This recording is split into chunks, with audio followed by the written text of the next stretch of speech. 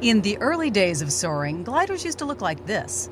A reproduction of a Wright glider once tested in the full-scale tunnel at NASA's Langley Research Center. Then along came a Langley researcher in the 1940s and 50s, Francis Rogallo, and the Rogallo wing.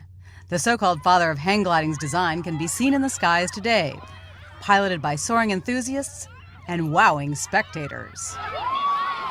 Many of the faithful commemorated a century of soaring on North Carolina's Outer Banks, where on October 24th in 1911, Orville Wright made an historic 9-minute and 45-second glider flight. The goal of Soaring 100 was to celebrate that birth of modern soaring.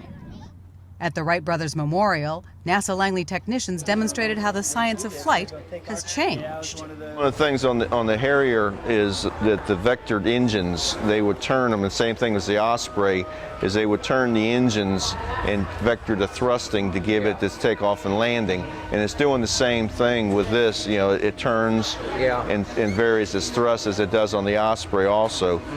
Nearby at Jockey's Ridge State Park, an exhibit from NASA's Johnson Space Center helped visitors soar far above the clouds and into space.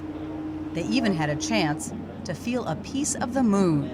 You know, you touch the Earth rocks all the time and you don't think much about it. And then you touch something that comes from outer space. That's pretty neat.